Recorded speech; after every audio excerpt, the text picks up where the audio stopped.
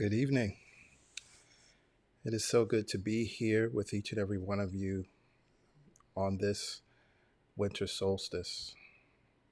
This time that actually marks the end of the sun's descent into the southern hemisphere.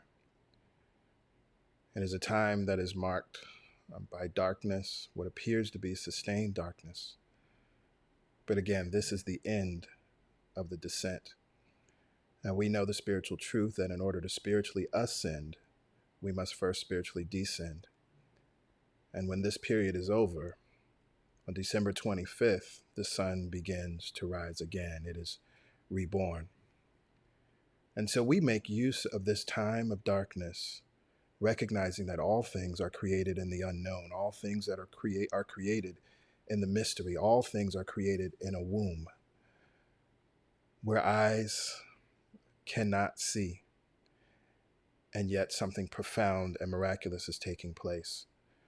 And this is why we use this time to vision.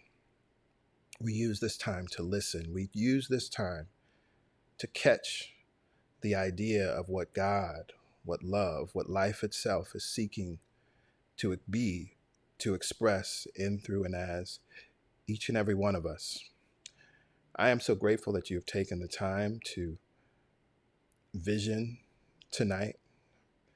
And I encourage you, you can use this and come back to this video for the coming days, again, as we are in this period of sustained darkness, and continue to listen. I recognize that there are many people who are coming to this process for the very first time. And so I want to just give you a little bit of background that I think is helpful, express and explain what visioning is and what it is not. And also just give you some ideas, some guidance on how to approach this process. So the first thing that's really important for us is to know how to prepare. And so I want to make sure that each and every one of you are properly prepared to experience this process. And so one of the first things for us to remember and recognize is that the only thing that's required to do visioning is simply a little willingness, an open and receptive mind. That's all that's required. You don't need any other special skills or any special knowledge. The other thing that's important is I want to make sure that you're in a place that you won't be disturbed. This is a time of stillness. It is a time of quiet. And so we want to make sure that you won't be disturbed as we begin the process.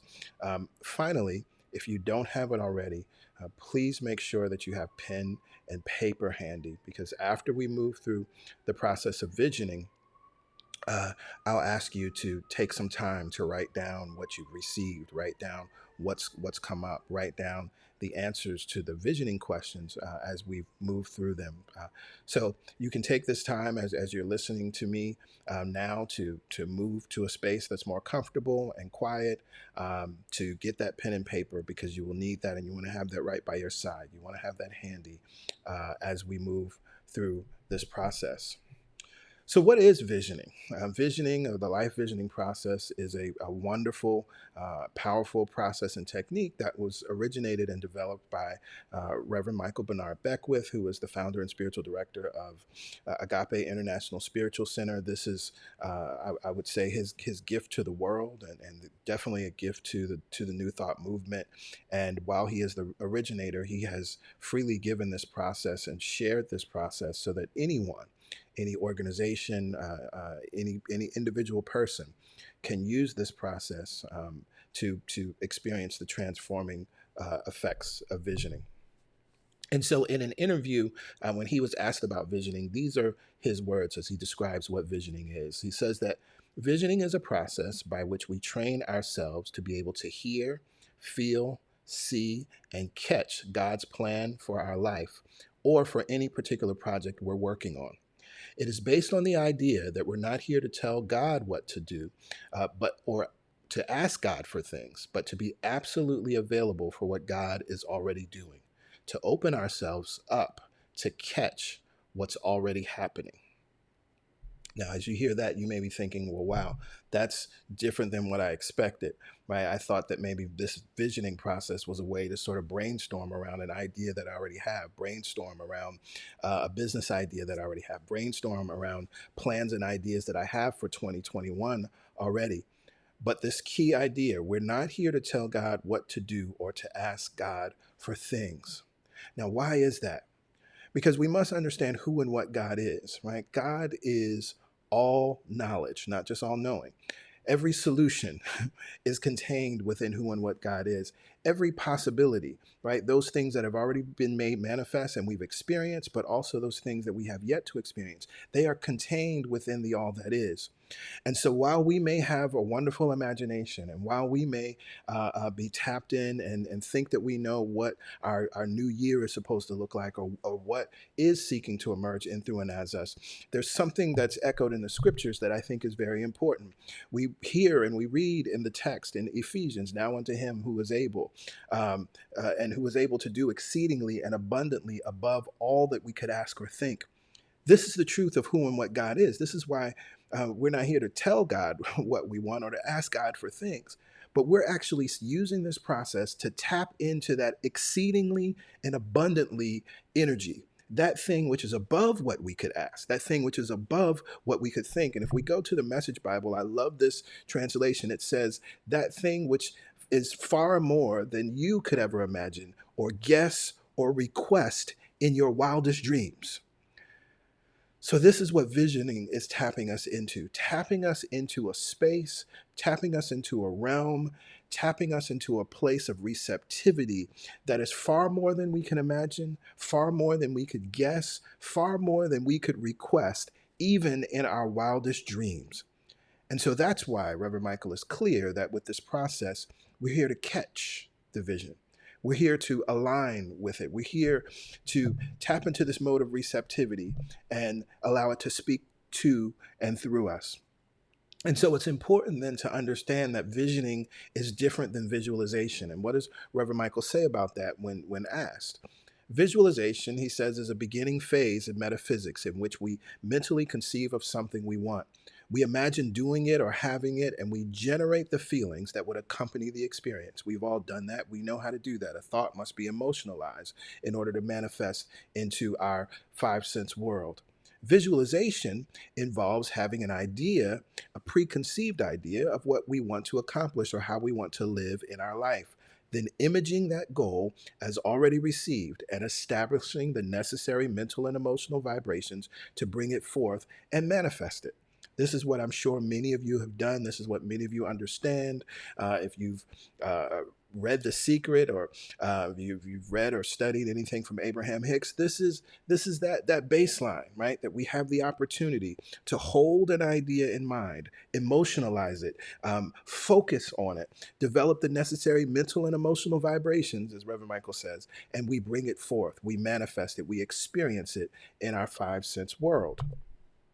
Visualization, he says, is a beautiful and wonderful stage in our evolution, and it's very important. When we do visioning, on the other hand, we align in consciousness with our divine purpose, which is to love and to express a greater degree of life. Then we open ourselves to catch a sense of how that expression is supposed to occur through us. That is the opportunity that love itself is seeking to express through us. And we have the opportunity to have our own agendas and make it happen. Or we have this opportunity in visioning to release control, to surrender, and recognize that it is not I, but it is God itself in, through, and as us that is doing the work. And we align in consciousness with our divine purpose, which is to love and express a greater degree of life. And then through visioning, we are catching how life is uniquely desiring to express in, through, and as us. So what does the visioning process look like? Well, as we just talked about, we want to tap into this vibration of what love is and what it's doing and what it's being in, through, and as us. We start by creating a field of unconditional love. I'm going to ask you to bring to mind someone who represents unconditional love in your life, a loved one, a friend, a pet. It could be a parent, a grandparent, It could be, a child, whomever that is. We use that person as a gateway to recognize that love is, we experience and have been loved in our lives. And then we use that to then amplify and really move out and branch out from that individual experience of love to recognize the universal presence of love that is here. The room that you're in right now is actually filled and overflowing with love because it's filled and overflowing with God. Because we know, we teach, and we affirm that God is right here, right now. It neither comes nor goes. We don't have to clap our hands. We don't have to sing a praise song. We don't have to jump up and down. We don't have to roll around the floor, right? God is right here, right now. And so this simple process of identifying a loved one and focusing and feeling the vibration of the love emanating from them to you, for you, and about you, then allows us to recognize that love is here. Love is always here. It is all around us. It is right here, right now, for it neither comes nor goes. And after we establish that, then we actually go through a series of questions. And these are the questions. I want you to just see them so that you hear them, and they're slightly familiar before we actually go through the process. We start with the first question: what is God's idea of itself as my life? We ask that question another way: what is seeking to emerge from me, as me, rather, from the mind of God? Right? And through each question, we take a pause, we listen. And the next question: what must I become in order for this vision to emerge? Asking that question another way, recognizing that becoming is really about revealing and letting go. If you think about a seed, if a seed was asking the question, an orange seed, what must I become? The truth is, the seed has to let go of its seed identity, right? The truth is that the seed has to shed that outer skin so that it can actually grow and manifest roots. And as it manifests roots, eventually it starts to develop that wonderful little sprout. And it's a sapling, it's a small young tree, and it's vulnerable, but it continues to grow. Eventually, it turns into a full grown tree, right? And then that tree manifests flowers. This is before we ever get fruit, right? And after it manifests flowers, then it begins to manifest what's the beginning of fruit, which is very hard. It's like a rock. It can't. It's not edible. It's not useful. You can't access the other seeds that it will manifest. But as it continues to ripen, right, as it continues to season, all of a sudden it turns into this wonderful, delicious fruit that we know as oranges, right? And that orange, of course, contains seeds, which then can multiply itself over and over and over again. But not only that, all of the things that orange can now become, right? That orange can now be manifested as orange marmalade, and that orange can be manifested as just slices, orange slices, and that orange can be manifested now as orange juice, and that orange can be manifested, the zest can be used. That orange just continues to be manifested in these wonderful, wonderful ways. But the what must I become was the seed had to let go of its identity of a seed and allow that shell to break open in order for any of those infinite manifestations, permutations, and expressions that seed is designed and destined to be. But first, there's the letting go. So, what must I let go of? What habits, what patterns, what beliefs, what ways of being? What are the shells that I'm holding right now that I must let go of? What are the shields that I'm holding that I must let go of? And then we ask the question: what gifts and skills and talents do I already possess? I think this is the most loving question, because what I know to be true is that as a vision emerges and as clarity emerges for you, uh, it would be unloving of love to give you an idea or a hunch or an inkling or a flash or a picture or some sort of nudge of this thing, and you not have the ability to actually accomplish it. And it's not about the ability to accomplish it right away. Right? You may see yourself in front of the Supreme Court arguing some powerful civil rights case, and you may not be an attorney at this moment. You may not even have your undergraduate degree in this moment. Okay, but do you possess the gift, skills, talents, and abilities to take the first step? Absolutely so. And love will remind you of what that first step is.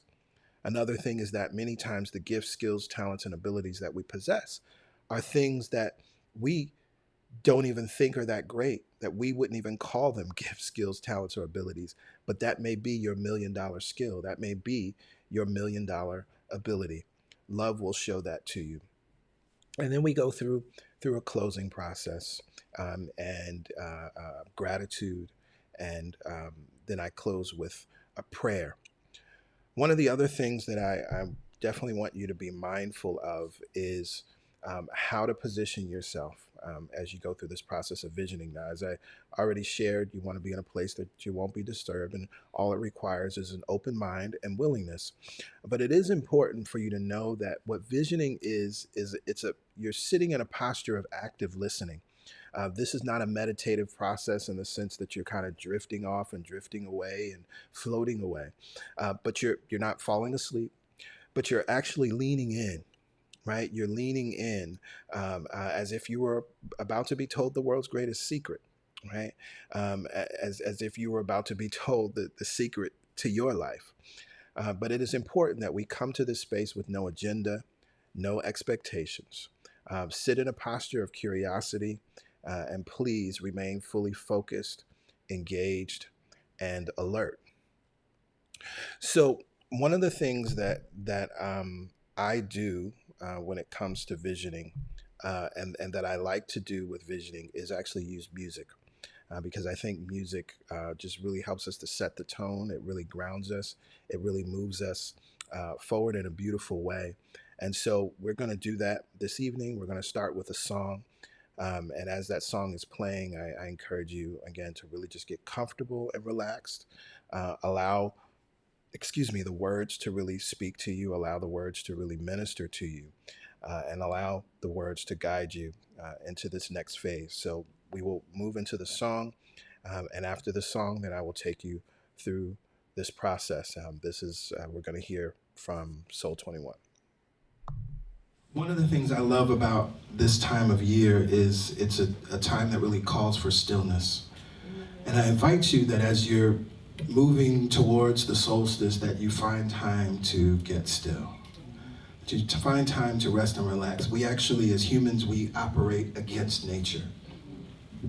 Because this time of darkness, this time of going within, which is really what fall and winter are all about, really should be about a time of slowing down. And it seems that we're doing more in this time of year. We're running around, we're going to more events and doing, all these crazy things that we do, operating against nature. And so this song, which is a song that I'm sure many of you know, we sing it often, I Get Still and I Let God Love Me. The writer of the song actually wrote it differently, and I'm gonna use those lyrics today. She said, I need to get still and let God love me. And so if you're feeling any pressure or tension in your life, if you're feeling any angst, I invite you to sit in the reality of those words. I need to sit myself down and let God, whatever your name for God is simply love. So let love love me. Let the good love me. Let the source of all life, let that thing which holds our planets in place love you. So we're going to just sit in the beauty of this affirmative song, and I invite you, of course, you can sing along.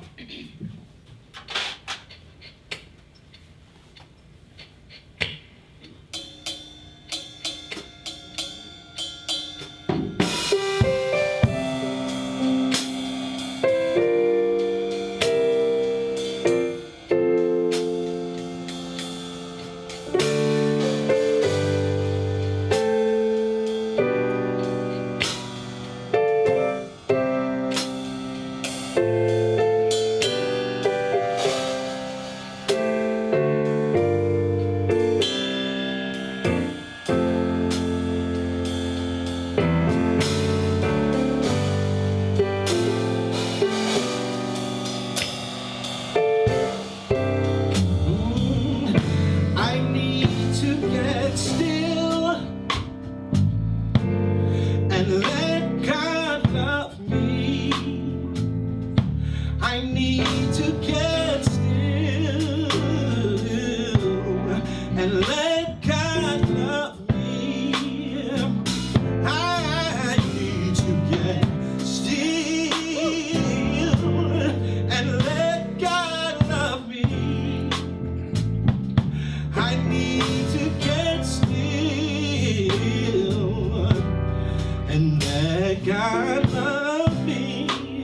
Psalm 21, I get still.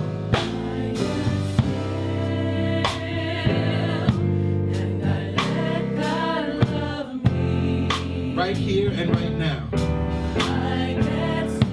I'm willing to put down the agenda. I'm willing to put down the to-do list. I'm willing to put down that next thing and just sit myself down. And allow myself to be loved. Allow myself to be comforted. Allow myself to be nurtured. Allow myself to be nourished. I get still. And let God love me. I get still.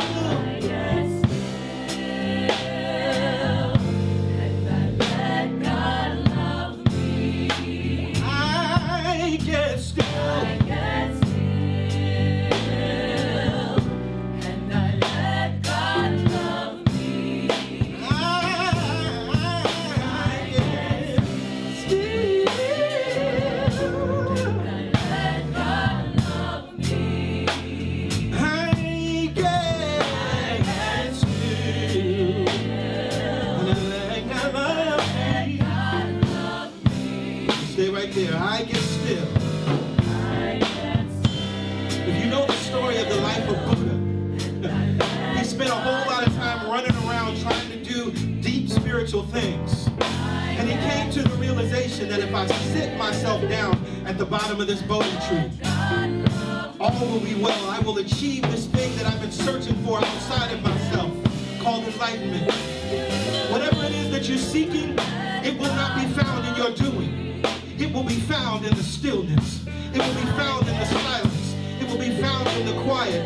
Just like I love you.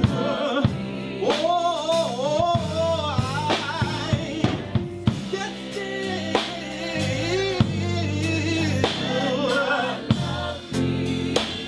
I get still. And I like I love me. I permit this thing that is here, that always is here, this love. I open up my arms wide and I say, life, love me. I say, love, love me. I say, God, love me. I say, source, love me. I just sit still. I don't have to do a thing to be loved. Hear that today. I don't have to do a thing to be loved. I get still. And I let God.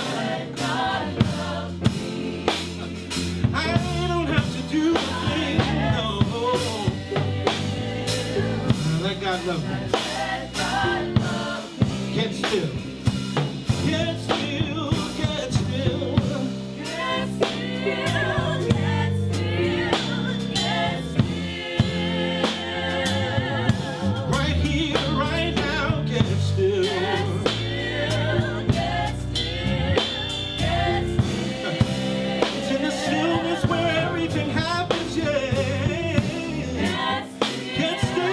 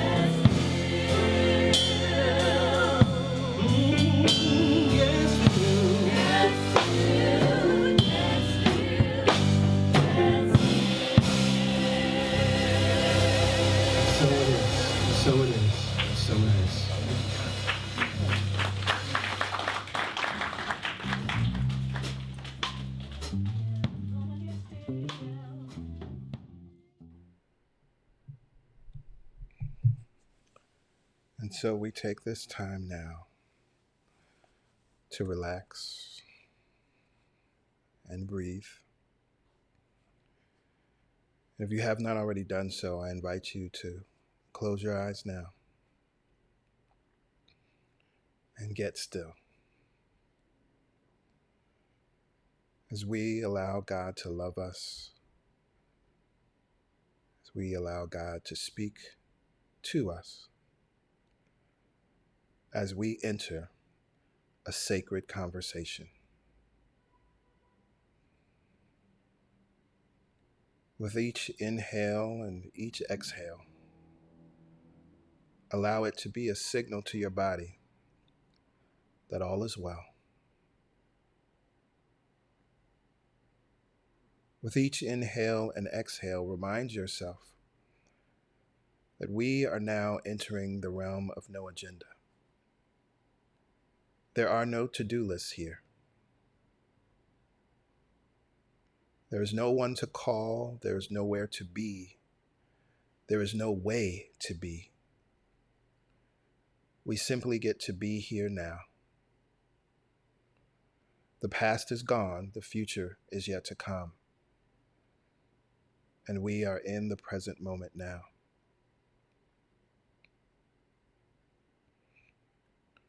From this place of awareness, I invite you to bring to mind a loved one. Bring to your mind, someone who represents unconditional love. That could be a family member, could be a close loved one, a great friend. It could be a pet. It could be someone that you've just had a one-time encounter with, but your experience of them was that of unconditional love. You felt love emanating from them and beaming towards you.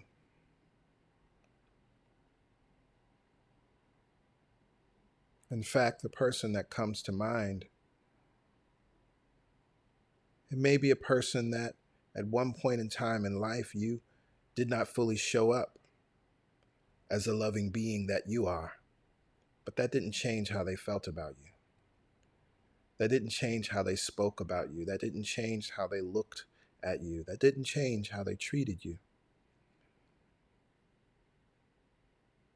They are a living embodiment of unconditional love. Hold them in your mind and hold them in your heart right now.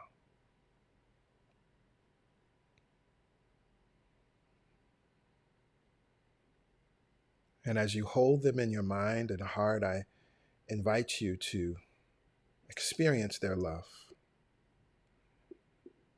Experience the twinkle in their eye. Experience the warmth of their hug, the warmth of their smile. Experience what love sounded like as they spoke to you, what love sounds like as they speak to you.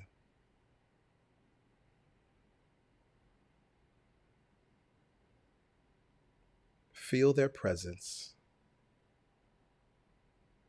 Feel their love.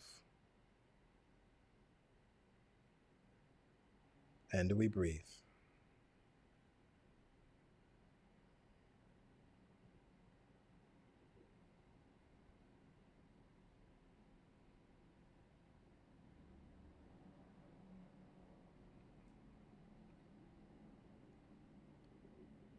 What we recognize about love is that it is eternal.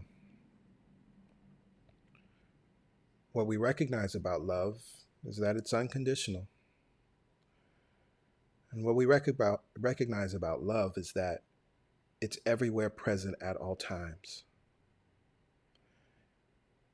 And so as we are able to bring to our heart and mind a loved one that represents unconditional love, we know that this is but a small representation, a small manifestation, a small experience and expression of the love that is.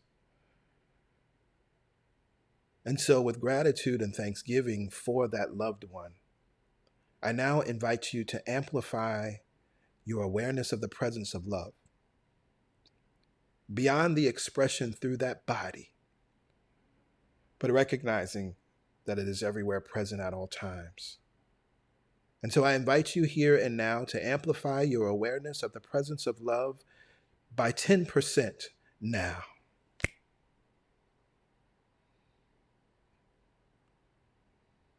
We move our awareness and our experience of love away from just one physical body, one physical being, one encounter. And we recognize that it is beyond anybody. It is beyond every encounter. It is beyond every experience. Love cannot be contained in a single body, and it cannot be contained in a single encounter or experience.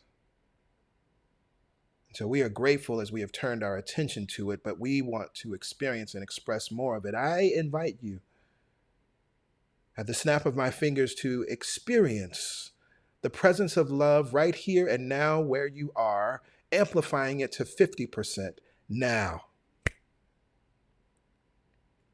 Love is here. Love is all around us. And there is no space or place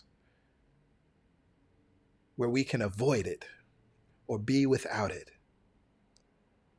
Feels so good to recognize and know that we are floating in it, that we are swimming in it, that we are flying in it.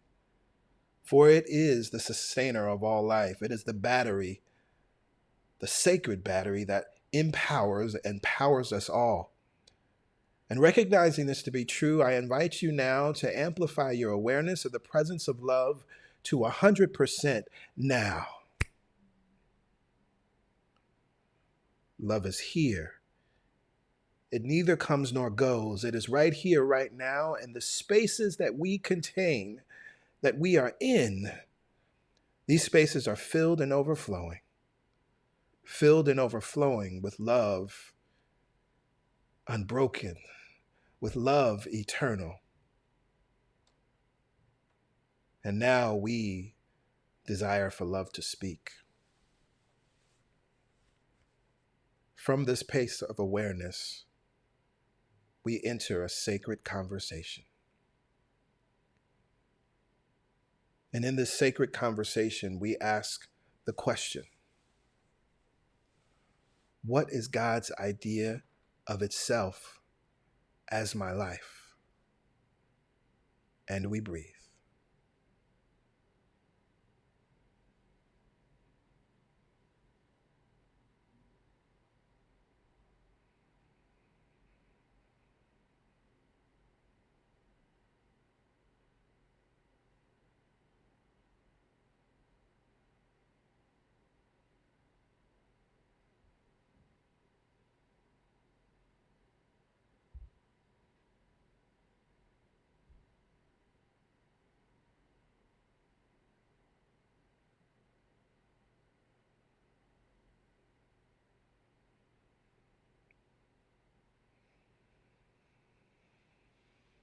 What is God's idea of itself as my life?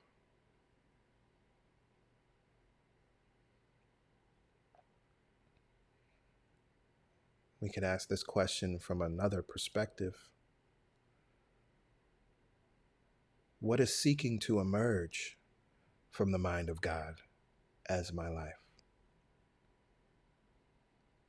Love, what is that thing that is sprouting up out of the ground? What is that thing as me that wants to be made manifest?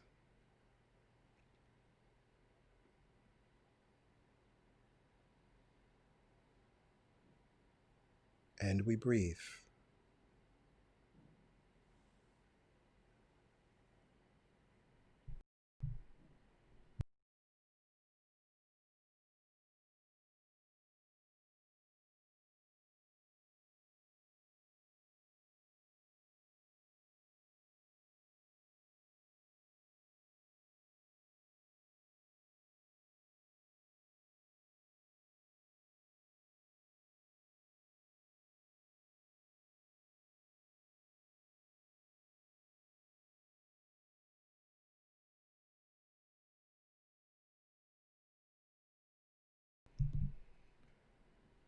Remember, we are in a posture of active listening. We are leaning in. We are curious and engaged. We are leaning in as if we are about to be told the world's greatest secret.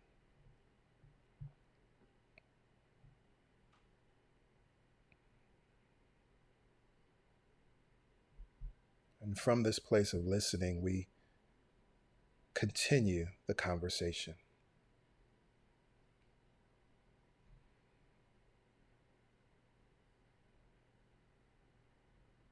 Love, what must I become in order for this vision to emerge?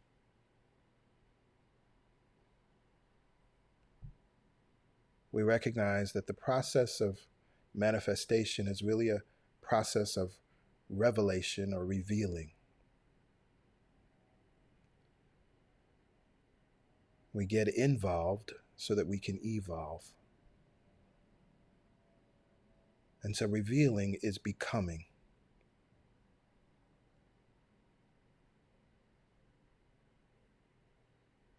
That inspired idea is here. And now, like the seed, it must become something that it currently is not, but yet possesses.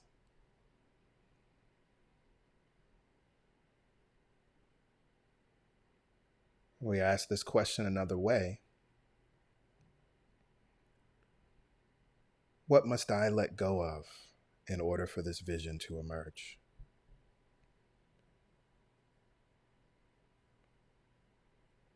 No heat, no judgment. What thoughts, what habits, what patterns of thinking, what patterns of belief must I let go of in order for this sacred vision to emerge? And we breathe.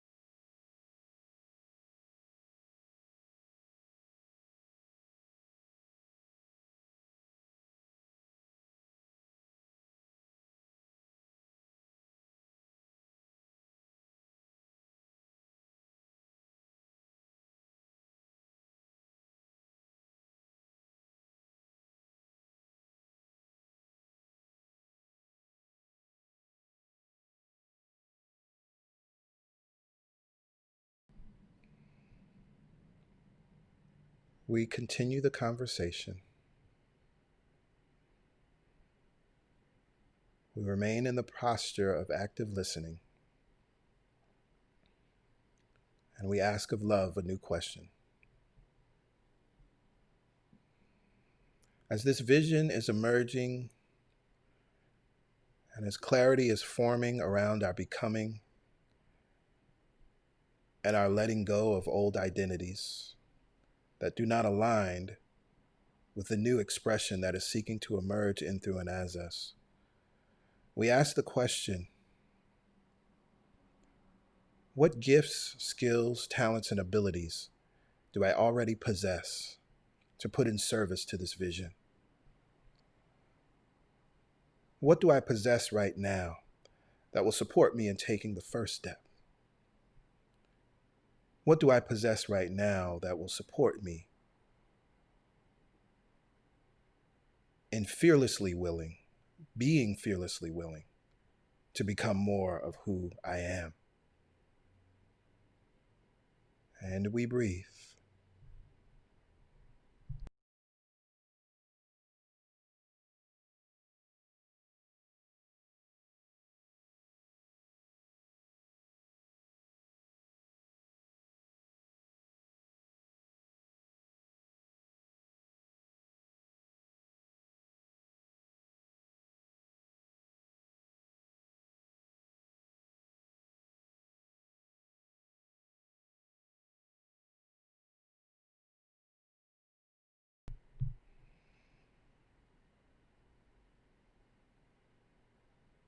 this conversation, this catching the vision.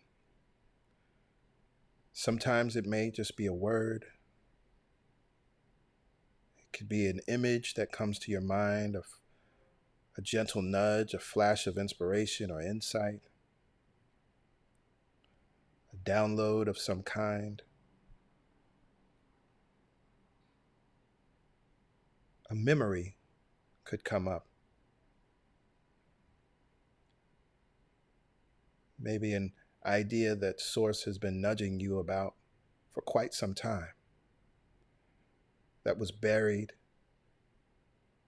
in living life and making excuses on why it can't be done and putting other things and other people in front of your own desires.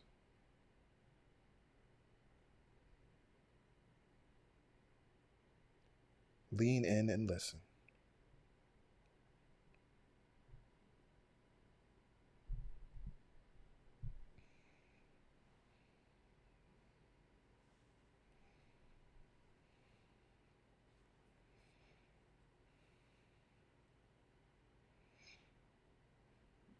From this place of awareness,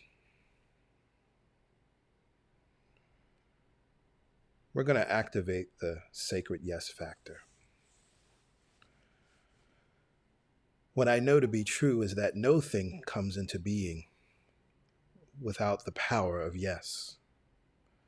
In fact, yes is the language of God. The scripture teaches us that the things of God are yes and amen. Amen meaning it is so. We live in an inclusive reality. No is actually not a part of the language of life. But there is an ever-present yes that we have the opportunity to align with. And this is what's required in order for this vision to emerge in, through, and as you.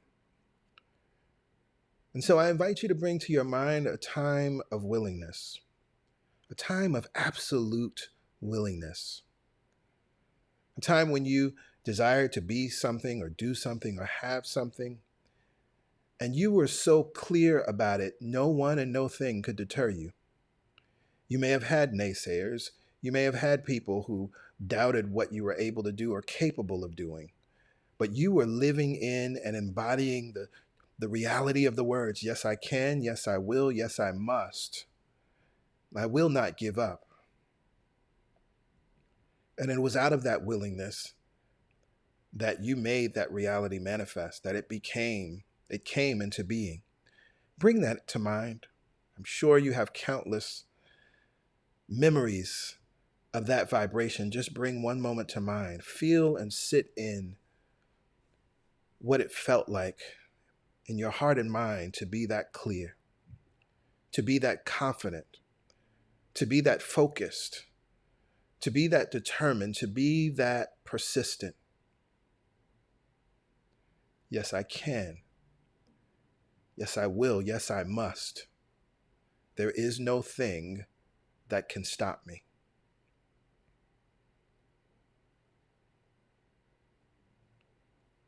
Knowing that you are capable of sitting in this vibration and accessing this vibration, this is the yes that you must sit in, and that is required as you begin to plant this vision in mind and allow life to do the growing, the becoming, the revealing process.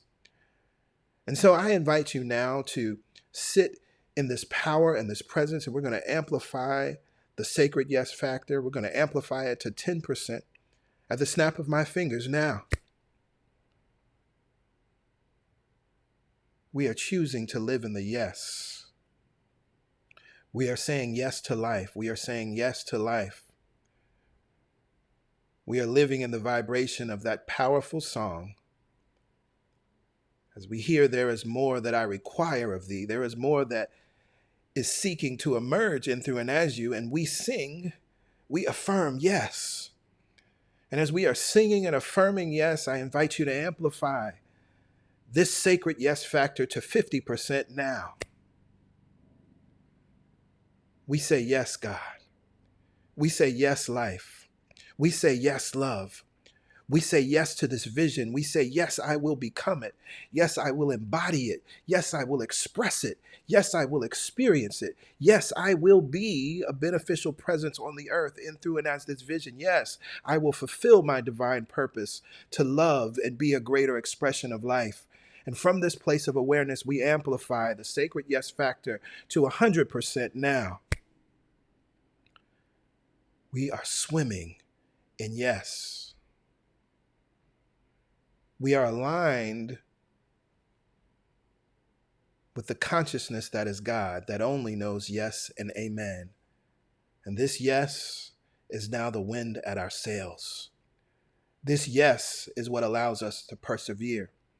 This yes is what allows us to move through doubt and fear and worry and disappointment. This yes is the thing that reminds us that every perceived failure contains within it the seed of its equivalent success. This yes is the thing that reminds us that we're supported. This yes is the thing that reminds us that it is not I, but it is the Father, the power, the good, the love, the Spirit within me that does the work. We are not the doer, but we surrender all control and allow God to do its magnificent work magnificently in, through, and as us. And from this place of yes, we are grateful. So very grateful for this process.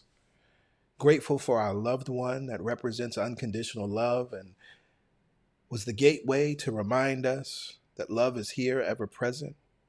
That in truth, life is saying to us, you are my child in whom I am well pleased. So grateful and thankful for this conversation with love, this conversation with an eternally loving presence that is always available to us when we turn to it, when we move the focus of our attention to it as we have done now. And so from this place of awareness, I pray these words, remembering and recognizing that there is one mind, one power, one presence, working in all, through all, and as all, recognizing that there is one life, and this life is my life now, recognizing that this life is your life now, recognizing this thing that I choose to call Mother, Father, God is right here, right now, for it is omnipresence. It is everywhere at all times and constantly encountered. It neither comes nor goes, but it is here now, recognizing that it is love itself, not a loving presence, but love itself. All the love and every expression of love that is or ever will be is God in expression. I recognize that it is omnipotence, not just all powerful, but all power, all the power there is to be, do, or have anything. It is the eternal sacred battery of life. As I recognize this power and presence, I unify my heart, my mind, and my soul with the remembrance and the reality of my oneness with it, of your oneness with it. We are one with it and one of it, created in its likeness and image. We live, move, and have our being in God, as God lives, moves, and has its being in, through, and as us. And so it is from this profound recognition and unifying reality that I speak this word in faith. I speak words of blessing upon the vision that is emerging in, through, and as your life. To bless it is to confer prosperity upon it. To bless it is to know that it will go well with you. To bless it is to speak according to hope. To bless it is to breathe life into it. I am grateful and thankful for each and every soul, each and every being that is gathered here in this moment or is experiencing this vision at any point in time in life. For I recognize and know that their presence is their willingness. For I recognize and know that their presence is an exemplification of their trust in this thing that we call God. I recognize that their presence represents a recognition that they can surrender control to that which is greater, surrender control and operate and live as our elder brother Jesus operated and lived, being so very clear that it was not him, but the Father within him that was always and only doing the work. Recognizing this to be true, we now allow this great power within to do the work upon this vision. We now allow this great power within to do the work as we take the first step. We now allow this great power within to do the work to lead us and guide us to the people, places, and opportunities that are necessary for this vision to come into being easily and effortlessly. We now allow this power within to do the work so that we can live and operate in ease and effortlessness. For we know that that only happens when we surrender. I am so grateful and thankful for this profound process. So grateful and thankful for its emergence in this time and space on planet Earth as we are evolving into a greater expression of who and what we can be, not just for 2021, but for all time. So with joy and thanksgiving, I release this prayer, and together I invite you all to affirm, amen, ashe, and so it is, and so it is, and so it is.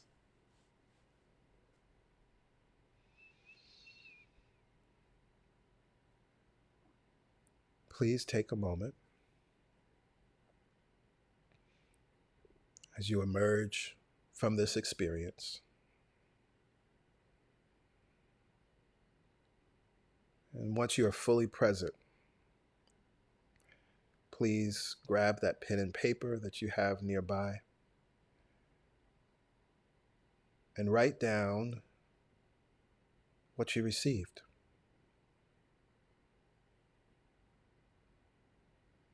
And I'll give you some time to do that before we close.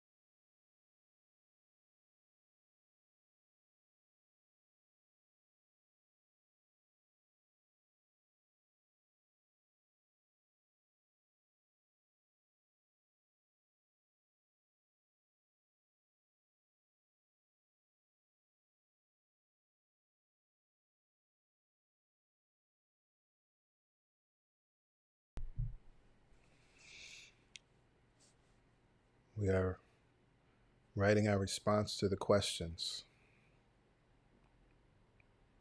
What is God's idea of itself as my life? What is seeking to emerge from the mind of God as my life? What must I become in order for this vision to emerge? What must I let go of? What habits, what patterns of thinking, what thoughts, beliefs, ways of being must I let go of in order for this vision to emerge?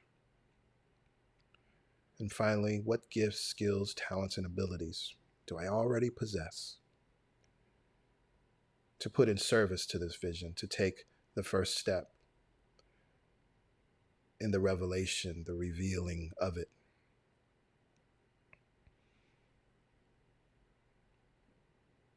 And what I love to remind folks about as you go through this process of visioning, I encourage you to again come back to this video and use the visioning process again as we are in these 3 days of darkness before the sun is born on December 25th. But of course, you can use this at any time, at any point when you desire to vision. It is through regular practice that you learn to really clear out the noise and to develop that clarity of listening. And what I also understand and know about the experience of visioning is that continued visioning as a practice, themes start to emerge. That doesn't always happen the first time you vision or the first few times you vision. Because again, oftentimes, because most of us are so externally focused, there's a lot of noise that we have to get used to just quieting ourselves so that we can hear. But as that noise begins to dissipate through your disciplined practice, through your consistent practice, through your willingness, it will. As that dissipates, uh, those themes emerge, right? That become very clear. The other thing that happens, this because you've begun this conversation, it doesn't end here. And because you've begun this conversation, it's important to pay attention to your dreams this week. It's important to realize that every encounter you have, every conversation with another human, billboard signs, television shows that may come up that you weren't expecting to watch. There's a conversation that's happening now. You're open and receptive. God is everywhere at all times, omnipresence, and constantly encountered. So that means that now that you've started this conversation with God, your constant encountering begins. And so stay open and alert and be prepared to write those things down, those insights or those nudges or those flashes or the words of the still small voice that comes forward.